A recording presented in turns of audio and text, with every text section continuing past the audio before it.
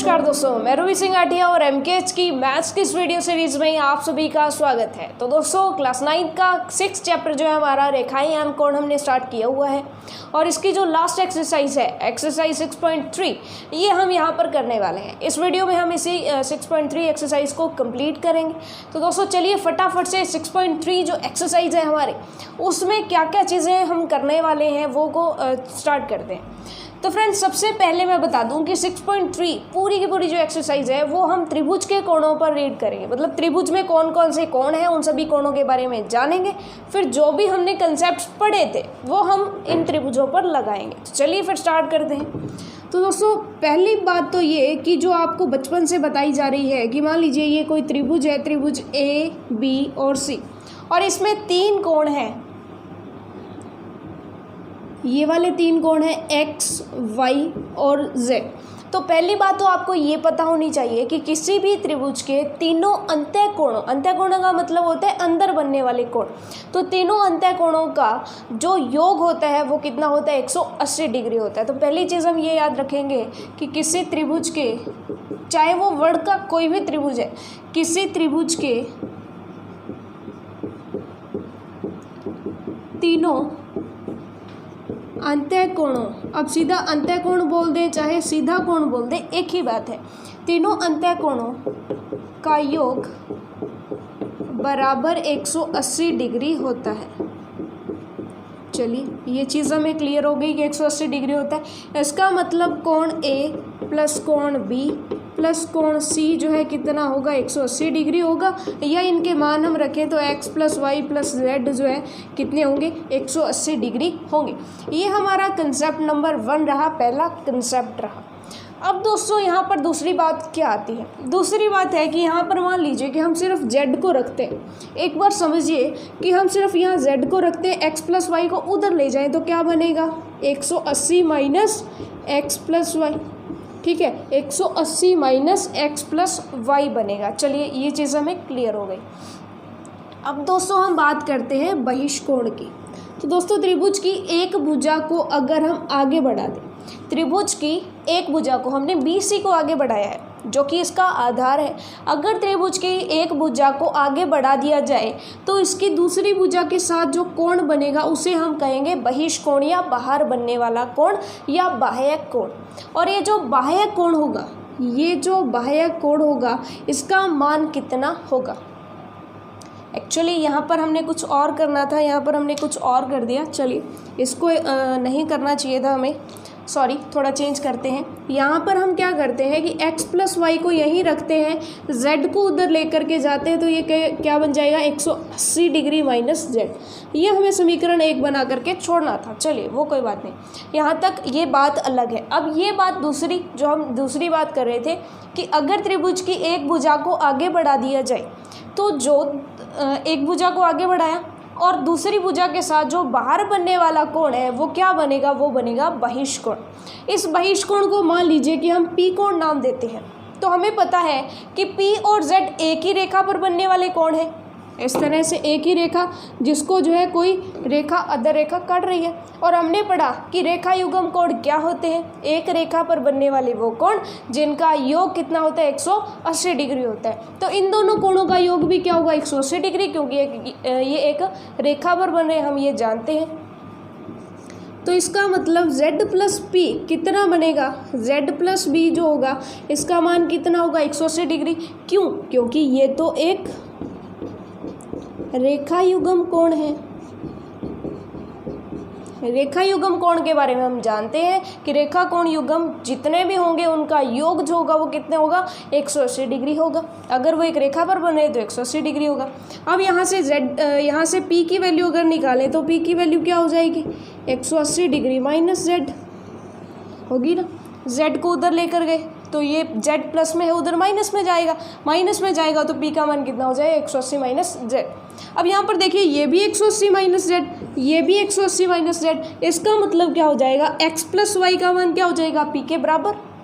यानी P बराबर क्या हो गया, x प्लस वाई, ये दोनों बराबर आ गए। तो यहाँ पर जो नई चीज़ आई p बराबर x प्लस वाई, यहाँ से हमें क्या नई चीज़ पता चली कि किसी कोण का जो बाह्य कोण होता है z कोण के सापेक्ष जो बाह्य कोण था p, वो उसके जो विपरीत दो कोण हैं उनके योग के बराबर है। तो दूसरा कंसेप्ट क्या पता चला हमें,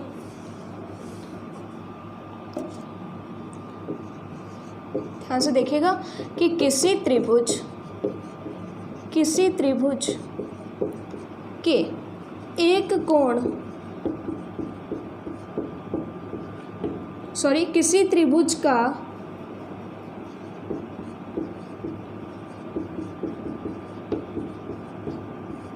किसी त्रिभुज के बहिष्कोण का मान, किसी त्रिभुज के किसी बहिष्कोण का मान उस त्रिभुज के अन्य दो अंतःकोणों के, अब अन्य दो की जगह आप ये भी लिख सकते हो अन्य दो विपरीत अंतःकोणों के योग के बराबर होता है। या फिर आप ये भी लिख सकते हो कि किसी त्रिभुज के एक कोण के सापेक्ष बहिष्कोण का मान, कि एक कोण के सापेक्ष बहिष्कोण का मान अन्य दोनों विपरीत अंतःकोणों, इसके विपरीत है यानी इसके सामने है, इसके विपरीत दो जो अंतःकोण है उनके योग के बराबर होता है। मतलब कुल मिलाकर के जो p का मान है वो कितना आ जाएगा x प्लस वाई। इसी तरह से अगर हम ये त्रिभुज बनाएं और इसमें ये भुजा आगे कर दें, यही x y और z, ये मान लीजिए कि q है, तो q का मान कितना होगा, इसके विपरीत जो दो एंगल बने कौन से y और z, तो q का मान क्या हो जाएगा y प्लस z। ये चीज़ हमें क्लियर हो गई। इसी तरह से अगर हम यूँ इसको आगे बढ़ा दें तो ये वाला जो कोण होगा वो इस कोण को छोड़ना है, बाकी जो विपरीत कोण है उन दोनों के योग के बराबर होगा। तो ये चीज़ हमें क्लियर हो गई। तो दो चीज़ें, बहिष्कोण का मान अंतःकोण जो विपरीत अंतःकोण है उनके योग के बराबर होता है।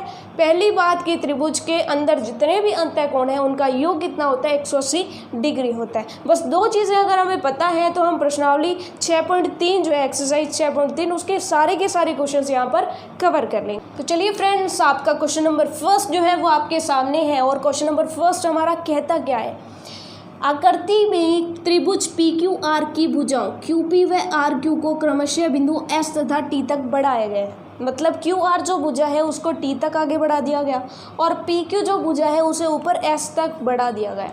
अब इसी के साथ वो कहता है कि कोण एस पी और आर जो है वो 135 डिग्री है। इसी के अलावा जो कोण पी क्यू टी है या कोण टी क्यू पी है वो कितना है, 110 डिग्री है। आपसे पूछता है कि ये एंगल बताइए कि कितना होगा। अब ये आपको बताना है। तो इसके लिए हम क्या करते हैं, इसके लिए हम थोड़ा सा सोचते हैं कि इसके लिए हम फटाफट से ये एंगल निकाल लेते हैं। किसका यूज़ करके, रेखा युग्म कोण का, कि एक रेखा पर बनने वाला जो टोटल कोण होता है वो 180 होता है। ये 110 है तो ये कितना बचा, 70 बचेगा, क्योंकि 70 और 180 कितने हो जाए, 70 और 110 कितने हो जाएंगे, 180 हो जाएंगे। ये चीज़ हमें क्लियर हो गई, पहली चीज़।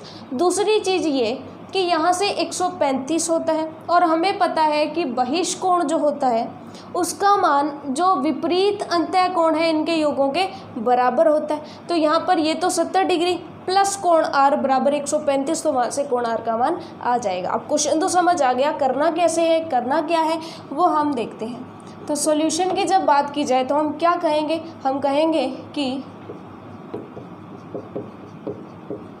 हम जानते हैं किसी रेखा पर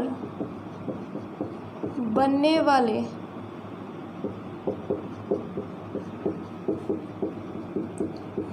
कोणों का योग। अब रेखा पर यहाँ पर एक तरफ और लिख लें तो ज़्यादा अच्छा रहेगा कि रेखा पर एक तरफ बनने वाले कोणों का योग कितना होता है, 180 डिग्री। चलिए, तो इसी तरह से हम कहेंगे कि तो कोण पी क्यू टी प्लस कोण पी क्यू आर, यानी एक तो पी क्यू टी और पी क्यू आर, यानी ये वाला और ये वाला कोण जो है इनका योग कितना हो जाएगा 180 डिग्री। अब पी क्यू टी का मान अपने पास है 110 डिग्री दिया हुआ है, प्लस पी क्यू आर जो एंगल है हमारा वो पड़ा है बराबर 180 डिग्री। तो कोण पी क्यू आर जो है वो कितना हो जाएगा 180 डिग्री माइनस 110 डिग्री यानी 70 डिग्री हो जाएगा। तो चलिए हमारा फर्स्ट स्टेप तो हमने कर लिया कि ये जो कोण है हमारा कितना आ गया 70 डिग्री आ गया। ठीक है, दूसरी चीज़ हम क्या लिखेंगे,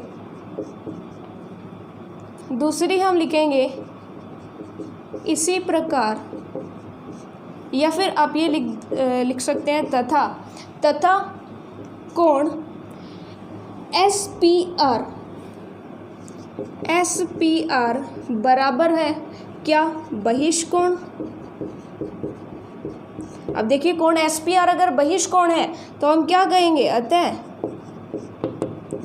कोण एस पी आर बराबर होगा दोनों अंतःकोणों के बराबर कौन से, विपरीत अंतःकोण कौन से, पी क्यू आर और P R Q. P Q R कोण प्लस कोण पी आर क्यू। अब इनमें से एस पी आर का मान आपके पास है कितना 135 डिग्री बराबर पी क्यू आर का मान आपके पास है 70 degree plus P R Q का मान हमें निकालना है, यही तो हमें क्वेश्चन में पूछा है पी आर क्यू का मान। चलिए बहुत सिंपल, अब 70 को इधर ले आए तो कोण पी आर क्यू बराबर इधर 135 है, 70 प्लस इधर जाके माइनस हो जाएगा। तो 135 में से अगर 70 जाते हैं तो कितने बचते हैं, तो सिंपल सी बात कि 5, 13 में से अगर 7 जाते हैं तो 65 बचते हैं, यानी 65 डिग्री कोण पी आर क्यू। तो जो कोण पी आर क्यू है उसका मान कितना हो जाएगा 65 डिग्री हो जाएगा। तो वेरी सिंपल। और अगर इसी तरीके से आपसे अगर ये एंगल भी पूछ लिया जाए तो आप क्या करेंगे, 180 में से 135 को घटा देंगे, क्योंकि ये जो टोटल कोण होता है ये कितना होता है, ये टोटल 180 होता है। तो 180 में से जब आप 135 घटा देंगे तो इसका मान भी आपके पास आ जाएगा। चलिए इतना हमने कर लिया। अब इसके बाद हम क्वेश्चन नंबर 2 की तरफ चलते हैं। क्वेश्चन नंबर 1 बहुत ही आसान, हमने सिर्फ रेखा युग्म कोणों का मान रखा यहाँ पर। इसी के अलावा हमने बहिष्कोण की जो प्रॉपर्टी नंबर 2 थी वो यहाँ पर यूज़ की। यहाँ पर आप उसको ब्रैकेट लगाकर बाकायदा लिखेंगे कि बहिष्कोण का मान आंतरिक कोण के विपरीत अन्य 2 अंतःकोणों के योग के बराबर होता है। चलिए ये चीज़ आप यहाँ पर लिख दें तो बहुत बेहतर होगा। चलिए नेक्स्ट क्वेश्चन नंबर 2 को देखते हैं। तो चलिए दोस्तों क्वेश्चन नंबर 2 हम देख लेते हैं। आपके सामने है कि आकृति में कोण x बराबर 62 डिग्री है। ये आपके पास एक त्रिभुज है XYZ, जहाँ पर जो कोण x है, बड़ा कोण जो है वो है 62 डिग्री। इसके अलावा कोण XYZ, ये जो पूरा कोण है इतना बड़ा, अब ध्यान से देखिएगा पूरा का पूरा कोण कितना है 54 डिग्री है। और हमें वो पूछ रहा है और इसी के साथ साथ वो ये भी बता रहा है कि YO तथा ZO जो है वो त्रिभुज XYZ में XYZ जो कोण है और जो कोण XZY है उनके समद्विभाजक हैं। यानी ये वाली जो भुजा है वो इस कोण की समद्विभाजक है, यानी ये जो है आधा आधा है और ये भी जो है आधे आधे हैं, यानी बिल्कुल बीच में से ये इनको डिवाइड कर रही है, बिल्कुल बीच में से विभाजित कर रही है। तो इसका मतलब क्या हुआ दोस्तोल कि अगर ये 54 पूरा है तो ये आधा आधा है, तो 54/2 हो जाएगा। यानी जो कोण OYZ होगा इसका मान कितना हो जाएगा 54/2 27 हो जाएगा। तो ये जो कोण है ये तो कितना हो गया 27 डिग्री हो गया। ये चीज़ हमें क्लियर हो गई, ये तो हमें दी ही है।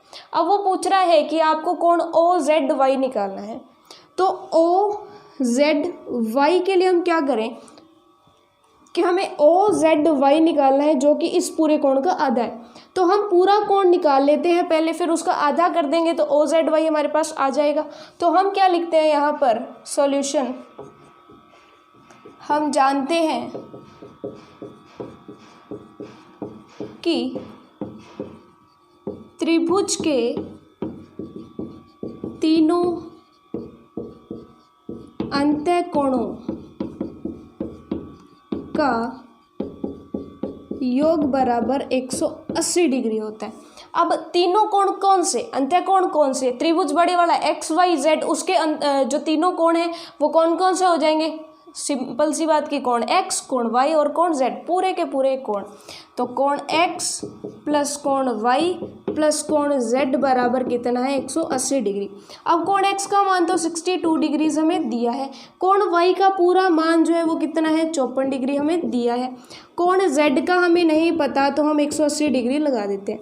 अब हम यहाँ से कोण जेड की वैल्यू फाइंड करते हैं। तो सिंपल सी बात, पहले इनको जोड़ते हैं, 4 और 2 6, 6 और 5 11 116 प्लस कोण जेड बराबर 180 डिग्री।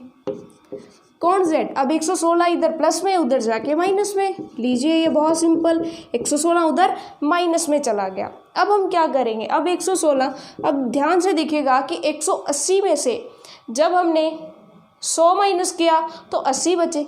अब 80 में से 16 माइनस करने हैं, 80 में से जब 16 माइनस करते हैं तो सिंपल सी बात 10 माइनस किया तो 70, 70 में से 6 माइनस किया तो 64, तो 64 डिग्री जो है हमारे पास इसका मान आ जाएगा। तो ये पूरा का पूरा क्या हो जाएगा 64 डिग्रीज हो जाएगा। चलिए ये चीज़ हमें क्लियर हो गई कि कोण जेड का मान कितना है 64 डिग्रीज। इसी के साथ हमें पता है कि जो जेड ओ जेड कोण एक्स जेड वाई की समद्विभाजक है, अगर वो इसकी समद्विभाजक है तो हम ये कह सकते हैं कि जो कोण एक्स जेड ओ है वो बराबर है कोण, जो कोण एक्स जेड ओ यानी ये वाला कोण किसके बराबर है, कोण ओ जेड वाई के, यानी ये कोण और ये कोण दोनों बराबर है। तो कोण एक्स जेड ओ बराबर होगा कोण ओ जेड वाई के, बराबर होगा कितना, कोण जेड का आधा, क्योंकि समद्विभाजक है कोण जेड बटा 2, यानी ये वाले जो दोनों कोण होंगे वो पूरे कोण के आधे होंगे। ये वाला कोण एक्स जेड ओ और ये वाला कोण ओ जेड वाई, ये चीज़ हमें क्लियर हो गई। चलिए अब z का मान कितना है 64, तो 64/2 कितने हो जाएंगे 32 डिग्री, ये चीज़ क्लियर हो गई। तो हमें किसका मान चाहिए, हमें कोण ओ जेड वाई का मान चाहिए, तो कोण ओ जेड वाई कितना हो जाएगा 32 डिग्री। अब हम यहाँ पर लोकेट करते हैं कि ये तो कितना हो जाएगा, ये तो हो जाएगा सिंपल सीधा 32 डिग्री। अब ध्यान से देखिएगा, पहले हमने किस में बात की थी, त्रिभुज एक्स वाई जेड में। अब हम बात करेंगे छोटे वाले त्रिभुज ओ वाई जेड में। अब त्रिभुज ओ वाई जेड में भी क्या होगा, तीनों कोणों का मान 180 डिग्री होगा। तो इसका मतलब कोण ओ, पूरे के पूरे यहाँ पर मान रखने पड़ेंगे क्योंकि यहाँ पर y और बाहर के y में अंतर था, तो हम पूरे के पूरे इनके मान रखते हैं, यानी y ओ z लिखेंगे, सिंपल ओ नहीं लिखेंगे, y ओ z लिखेंगे। तो इसी तरीके से त्रिभुज ओ वाई जेड जो है उसके तीनों कोण कौन कौन से हो जाएंगे, एक तो y यानी ओ वाई जेड, कोण ओ वाई जेड ये वाला ओ वाई जेड, और इसी तरह से ओ जेड वाई यानी ये वाला, प्लस कोण ओ जेड वाई, प्लस ये वाला जो कोण होगा उसको क्या लिख सकते हैं, कोण ओ भी लिख सकते हैं, कोण वाई ओ जेड भी लिख सकते हैं। O Y Z, O Z Y और वाई ओ जेड, तीनों कोणों का मान कितना होगा, तीनों कोणों का मान होगा 180 डिग्री। क्यों, क्योंकि ये अंतः कोण है। ये सिंपल सी बात है, हमें दोबारा से लिखने की ज़रूरत नहीं है, हमने यहाँ पर एक बार लिख दिया है। चलिए उसके बाद है कि ओ वाई जेड का मान, ओ वाई जेड का मान 27 डिग्री हमें दिया है, ओ जेड वाई का मान 32 डिग्री हमें दिया है, और वाई ओ जेड का मान तो जी हमें निकालना है। यहाँ पर हमसे पूछा है वाई ओ जेड का मान निकालिए। चलिए बहुत सिंपल, बराबर 180 डिग्री। अब इनको जोड़ें तो कितना बनता है, 7 और 2 9, 2 और 3 59, प्लस कोण वाई ओ जेड बराबर 180 डिग्री। अब 59 को उधर लेकर के जाते हैं, यानी 180 में से माइनस करते हैं, तो हमारे पास कोण वाई ओ जेड का मान आ जाएगा 180 माइनस 59। तो 180 माइनस 59 करें ये 7, 10, 10 में से 9 गए 1, 7 में से 5 गए 2, 1, तो ये जो है ये कितना आ जाएगा, ये आ जाएगा 121 डिग्री। तो ये आपका आंसर हो जाएगा कि आपका जो YOZ एंगल है उसका मान कितना आ रहा है, 121 डिग्री। तो देखिए फ्रेंड्स कितने आसान यहाँ पर क्वेश्चंस है, हमें 2-3 स्टेप्स चलने पड़ रहे हैं, थोड़ी सी कैलकुलेशन है और हमारे सारे के सारे क्वेश्चन सॉल्व होते जा रहे हैं। बेहद आसान है ये प्रश्नावली। चलिए अब क्वेश्चन नंबर 3 की बारी है, फटाफट से क्वेश्चन नंबर 3 देखते हैं। तो चलिए फ्रेंड्स अब बारी है हमारे क्वेश्चन नंबर 3 की। इससे आसान क्वेश्चन कोई हो ही नहीं सकता, सबसे आसान क्वेश्चन है ये प्रश्नावली का, जिसमें हमें वो कह रहा है कि AB और DE जो रेखाएं हैं, AB और DE वो समांतर है और समांतर रेखाओं को AE या ACE जो रेखा है वो एक तिर्यक रेखा है जो इन समांतर रेखाओं को काट रही है। इसका मतलब क्या होगा कि ये कोण और ये कोण जो है ये दोनों कोण एकांतर कोण होंगे।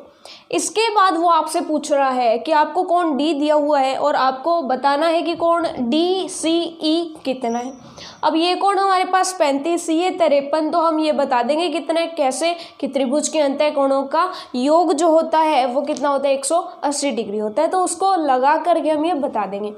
तो अब आपको सिर्फ ये देखना है कि हमें एग्जाम में ये क्वेश्चन करके कैसे आना है।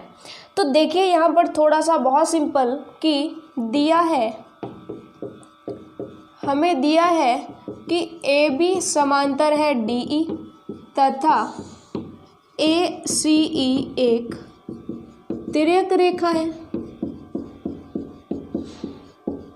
और इसीलिए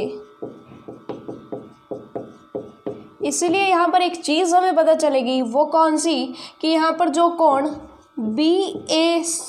BAC है वो बराबर होगा कोण CED के।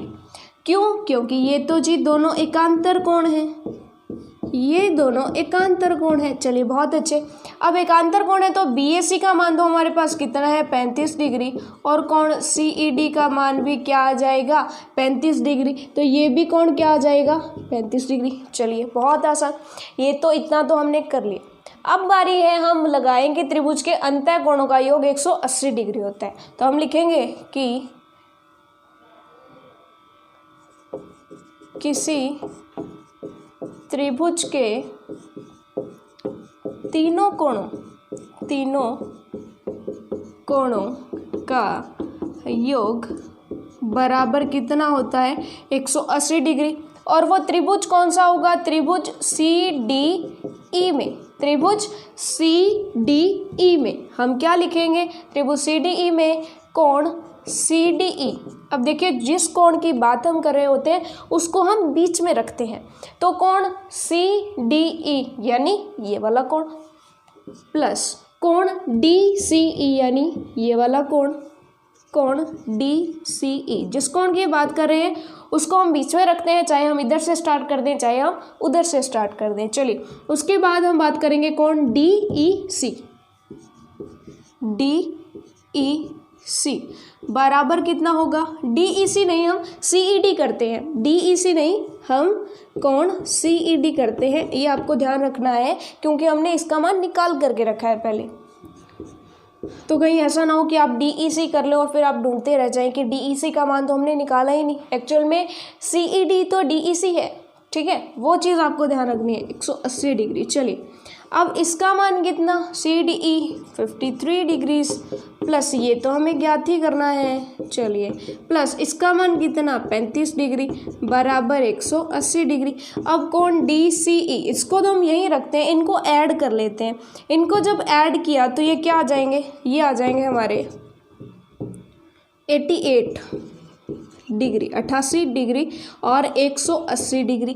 अब ये प्लस में है, उधर जाके माइनस हो जाएंगे, तो कोण DCE बराबर 180 डिग्री माइनस 88 डिग्री। तो 88 डिग्री जब माइनस करेंगे तो 80 गए तो 100 रह गए और 8 घटाएं तो 92 डिग्री रह गए। तो ये जो कोण है ये कितना हो जाएगा, 92 डिग्री। तो इतना आसान क्वेश्चन, सबसे आसान क्वेश्चन था। क्वेश्चन 4 करते हैं कि क्वेश्चन नंबर 4 हमें क्या कहता है। चलिए तो चलिए फिर 135 को 180 में से घटाते हैं, 180 डिग्री माइनस 180 35 डिग्री। तो कितना हो जाएगा, अब 180 में से जब हम 35 घटा देंगे तो हमारे पास कितना बचेगा, सिंपली 45 डिग्री। तो इसका मान जो है कितना आ जाएगा, 45 डिग्री। अब जितना कोण ये है, यानी जितना कोण PTR है उतना ही कोण STQ होगा। क्यों, क्योंकि ये तो जी शीर्षाभिमुख कोण है, शीर्षाभिमुख कोण है। तो अब यहाँ पर हम लिख देंगे कि कोण जो STQ है वो भी कितना हो जाएगा, वो भी हमारा 45 डिग्री हो जाएगा। अब ये 75 है, ये 45 डिग्री, और नीचे वाला जो त्रिभुज है, त्रिभुज STQ में कोण STQ यानी ये वाला प्लस कोण TSQ प्लस कोण SQT, कोण SQT बराबर कितना हो जाएगा, 180 डिग्री। किसी त्रिभुज के अंत्य कोण है भाई, इनका योग तो 180 डिग्री होगा। अब ये जो दो एंगल है इनके मान हम रख देते हैं। STQ का मान है 45 डिग्री प्लस इनका मान है 75 डिग्री प्लस कोण SQT वैसा का वैसा 180 डिग्री।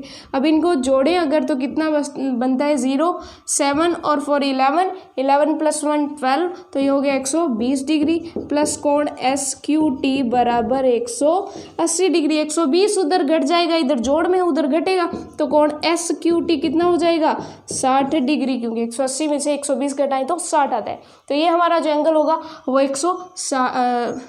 सीधा 60 डिग्री होगा। तो आपको सिंपल एक चीज़ पता चल गई कि सिंपल हम कर क्या रहे हैं कि जो हमने पहले कंसेप्ट पढ़े प्लस अंतः कोण और बहिष्ठ कोणों के कंसेप्ट को मिला करके हमारा क्वेश्चन हो रहा है। बहुत ही सिंपल ये प्रश्नावली है। अब चलते हैं क्वेश्चन नंबर 5 की तरफ।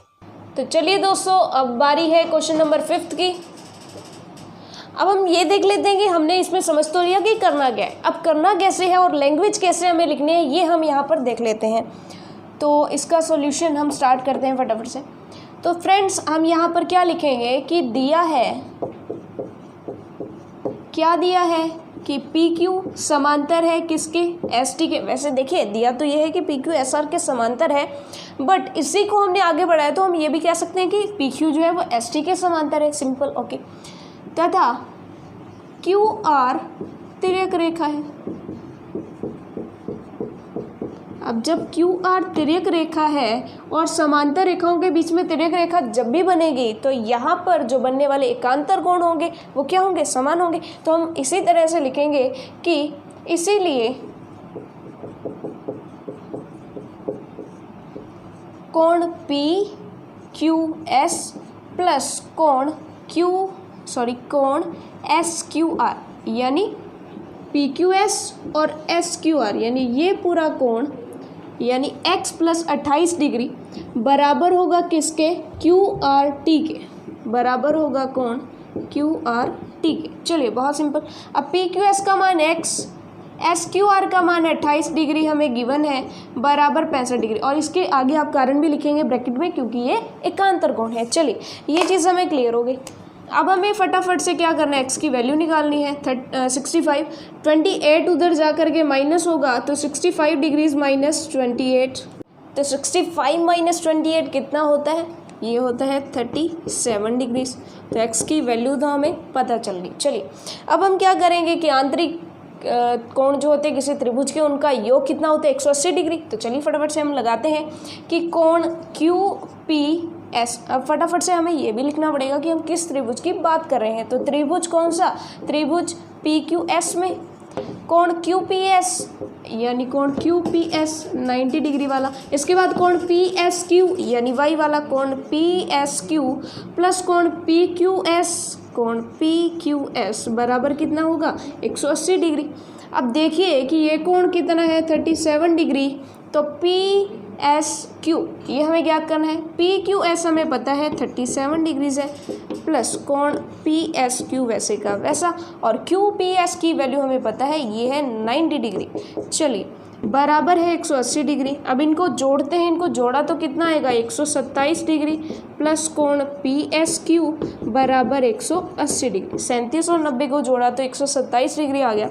अब हम क्या करते हैं कि यहाँ तो कोण PSQ बराबर 180 डिग्री में से 127 डिग्री माइनस करते हैं तो कितना आएगा। अब सिंपल सी बात कि 180 में से 127 घटाएंगे तो देखिए 100 में से 100 गए तो 80 बचते हैं, 80 में से हमने 20 और घटा दिए तो 60 बचते हैं, 60 में से 7 और घटा दिए तो हमारे पास 53 बचते हैं। तो यहाँ पर कितना आंसर आ जाएगा 53 डिग्रीज। चलिए तो y की वैल्यू क्या आ गई 53 डिग्री। अब फिफ्थ क्वेश्चन बहुत ही आसान, 5 क्वेश्चन हमारे हो चुके हैं। अब बारी है इस एक्सरसाइज के लास्ट क्वेश्चन की, क्वेश्चन नंबर 6 जो कि प्रूव करने वाला है। और ये थोड़ा सा जो है कंसेप्चुअल क्वेश्चन रहेगा, मतलब थोड़ा सा इसमें हमें सोचना पड़ेगा कि हमें करना क्या है। चलिए क्वेश्चन नंबर 6 की तरफ चलते हैं। तो चलिए दोस्तों अब क्वेश्चन नंबर 6 की बारी है। तो क्वेश्चन नंबर 6 जो है वो बहुत ही आसान क्वेश्चन है, वैसे अगर देखा जाए तो थोड़ा सा इसमें हमें सोचने की ज़रूरत तो पड़ेगी, लेकिन है आसान। चलिए आपको अच्छे से समझ आने वाला है। अब क्वेश्चन पढ़ते हैं सबसे पहले कि क्वेश्चन क्या है। आकृति में त्रिभुज PQR की भुजा QR को बिंदु S तक बढ़ाया गया है। यानी सबसे पहले हमने एक त्रिभुज लिया PQR, फिर हमने क्या किया कि QR जो भुजा है उसे आगे बढ़ाया कहाँ तक, S तक। अब तक सिर्फ त्रिभुज PQR है और ये भुजा आगे बढ़ी हुई है। उसके बाद हम क्या करते हैं, यदि कोण PQR व PRS, अब कोण PQR जो है PQR इसकी एक समद्विभाजक खींची QT। ठीक है, इतनी चीज़ हमें क्लियर हो गई कि PQR जो एंगल है हमारा ये, इसकी एक समद्विभाजक यानी इनको बराबर 2 भागों में बांटने वाली एक समद्विभाजक रेखा है ये। और जो कोण है हमारा PRS, इसकी समद्विभाजक है ये रेखा। ये दोनों रेखाएं कहाँ पर मिल रही हैं, T पर मिल रही हैं, ऐसा हमारा क्वेश्चन कह रहा है। PQR व PRS के समद्विभाजक बिंदु T पर मिलते हैं, यानी जो समद्विभाजक रेखाएं हैं वो T पर मिलती हैं। सिद्ध कीजिए कि जो कोण QTR है वो हाफ है कोण QPR के, यानी QTR जो है आधा है QPR का। कहने का मतलब हमें इस कोण और इस कोण में रिलेशन फाइंड करना होगा। कौन से कोण में, इस कोण में और इस कोण में हमें रिलेशन फाइंड करना होगा। तो सबसे पहले अब इस टाइप का जब भी क्वेश्चन आए तो आपको क्या करना है, जिसमें हमें सिद्ध करना होता है, तो सबसे पहले आपको ये लिखना है कि इसमें दिया क्या है। सबसे पहले हम सॉल्यूशन, हमें दिया है, क्या दिया है कि ये दोनों कोण बराबर हैं और इस पूरे कोण के आधे हैं। मतलब हम लिखेंगे कि कोण PQT बराबर है, ये वाला कोण PQT बराबर है TQR के, कोण TQR के, और आधा है इस पूरे कोण का। पूरा कोण क्या हो गया PQ and R, half of कोण PQR। चलिए ये चीज़ हमें समझ आ गई। अब चलते हैं नेक्स्ट की तरफ। और क्या हमें चीज़ दी है, और हमें इसके समद्विभाजन का बताया, तो हम इसके बारे में भी लिखेंगे कि कोण TRP, कोण TRP, इसी के साथ साथ कोण TRS प्लस बराबर है कोण TRS बराबर है 1/2 पूरा एंगल PRS के, PRS एंगल। चीज़ हमें समझ आ गई कि कोण जो PRT है वो बराबर है कोण TRS के, और बराबर है किसके, आधे के बराबर, पूरा एंगल PRS के। ये चीज़ हमें क्लियर हो गई। अब TRP को आप PRT भी लिख सकते हैं, PRT, तो ये भी लिखना गलत नहीं होगा। अब हम इसको समीकरण नंबर 1 दे देते हैं और इसको समीकरण नंबर 2 दे देते हैं। अब दोस्तों अगर हम त्रिभुज PQR की बात करें, त्रिभुज PQR, सिर्फ ये त्रिभुज, इसके अंदर ये जो पूरा कोण है ये बाह्य कोण है, और हमें पता है कि बाह्य कोण दोनों विपरीत अंतःकोणों के योग के बराबर होता है। तो इसका मतलब क्या हो गया, तो इसका मतलब क्या हो गया कि यहाँ पर बहिष्कोण हमारे पास कौन सा है, PQR जो त्रिभुज है उसके सापेक्ष बहिष्कोण कौन सा है, ये वाला पूरा कोण। तो हम यहाँ पर कहेंगे कि कोण PRS किसके लिए, त्रिभुज PQR के लिए। जो PRS है वो क्या है, बहिष्कोण है, बहिष्कोण है तो वो अंतःकोणों के बराबर होगा, अंतःकोणों के योग के बराबर, यानी QPR प्लस क्योंकि इसके सापेक्ष है तो ये तो कोण हो गया QPR, और ये कोण कौन सा हो जाएगा PQR, तो ये हो जाएगा प्लस कोण PQR। क्यों, क्योंकि ये तो जी हमारा बाह्य कोण है। ध्यान से समझिएगा, बहुत सिंपल है इसको समझना। उसके बाद अब हम त्रिभुज TQR की स्टडी करते हैं। त्रिभुज TQR आर की। इसमें हम देखते हैं कि इसमें बाह्य कोण कौन सा होगा, इसमें बाह्य कोण होगा TRS यानी ये वाला। अब यहाँ पर त्रिभुज TQR में बाह्य कोण कौन सा हो जाएगा, कोण TRS, और वो किसके योग के बराबर होगा, ये होगा QTR और TQR के। कोण TQR प्लस कोण QTR, ये चीज़ हमें क्लियर हो गई। अब हम इसको तो समीकरण नंबर 3 देते हैं और इसको समीकरण नंबर 4 देते हैं। अब दोस्तों यहाँ पर एक चीज़ ध्यान से देखिएगा कि अभी हम सिर्फ समीकरण 3 को लेकर के चलते हैं आगे। समीकरण 3 हमने ले ली और समीकरण 3 क्या कहती है कि कोण PRS बराबर क्या है, कोण QPR प्लस कोण PQR। किससे पता चला हमें, समीकरण 3 से। अब आपको थोड़ा सा देखना है कि PRS और किसी के बराबर है क्या। समीकरण 2 में जाइए तो आपको पता चल रहा है कि PRS और TRS में एक रिलेशन है, लेकिन यहाँ पर आधा लगा हुआ है। तो इस आधे को हम यहाँ पर बटा में 2 है, इधर गुणा में 2 चला जाएगा। तो यहाँ पर समीकरण 2 से हमें क्या मिला कि कोण PRS क्या है, 2 इंटू कोण TRS। ये चीज़ हमें क्लियर हो गई, कोण TRS का 2 गुना है। तो यहाँ पर PRS और यहाँ पे भी PRS, तो इसका मान यहाँ पर उठा के रखते हैं। बहुत ही सिंपल है, एक बार रिवाइज कर लेते हैं कि हमने क्या किया। हमने पहले बात की उन समद्विभाजक कोणों की, मतलब जो समद्विभाजित हो रहे हैं वो दोनों बराबर होंगे, हमने ये लिख लिया। समीकरण 1 और समीकरण 2 बना ली, और वो पूरे कोण के आधे होंगे, ये हमने लिख लिया। उसके बाद हमने दोनों त्रिभुजों के बाह्य कोणों को अंत्य कोणों के योग के बराबर लिख लिया। उसके बाद हमने समीकरण 3 को वापस से लिया और समीकरण 2 जो थी वहाँ से PRS और TRS में रिलेशन पता कर लिया।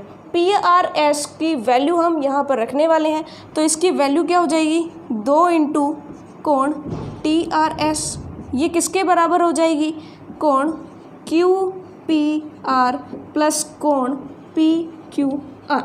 ये चीज़ हमें क्लियर हो गई। अब TRS की वैल्यू आप समीकरण 4 से यहाँ रख दीजिए। देखिए बहुत सिंपल है, हम क्या कर रहे हैं, आगे आगे रिलेशन डेवलप कर रहे हैं। अब TRS की वैल्यू देखिए क्या है, कोण TQR प्लस कोण QTR बराबर कोण QPR प्लस कोण PQR। अब आप यहाँ पर देखिए कि क्या आप किसी कोण को PQR बना सकते हैं, क्या आप इन दोनों में से किसी कोण को PQR बना सकते हैं, बिल्कुल। ये वाला जो कोण है इसको PQR बना सकते हैं, यानी अगर हमारे पास TQR है तो उसे हम 1/2 PQR लिखेंगे। इसको पहले 2 को अंदर गुणा कर लेते हैं, 2 गुणा कोण TQR प्लस 2 गुणा कोण QTR बराबर कोण QPR प्लस कोण PQR। अब क्या TQR की जगह हम 1/2 PQR लिख दें, तो 2 गुणा 1/2 कोण PQR, बाकी सेम का सेम।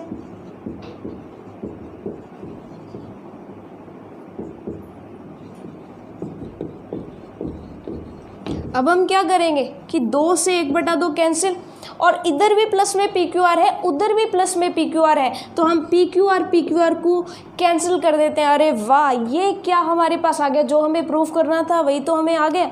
हमारे पास वही आ गया कि हमें क्या सिद्ध करना था, QTR बराबर 1/2 QPR।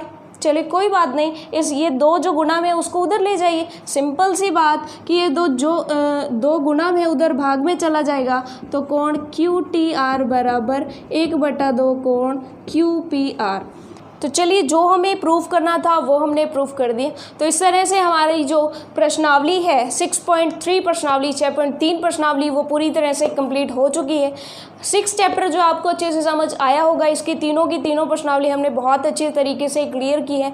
तो फ्रेंड्स, अगर आपको ये वीडियोस पसंद आई हैं तो लाइक करिएगा, शेयर करिएगा अपने दोस्तों के साथ, और कमेंट बॉक्स में हमें कमेंट करके ज़रूर बताइएगा कि आपको वीडियोस कैसी लग रही हैं, और इसके अलावा आपको नेक्स्ट वीडियोस जो चाहिए वो किस चैप्टर की चाहिए। और स्पेशली अगर आपको कोई डाउट है तो वो भी आप कमेंट सेक्शन में डाल सकते हैं। चलिए दोस्तों, इसी के साथ मिलते हैं नए चैप्टर के साथ नेक्स्ट वीडियो में।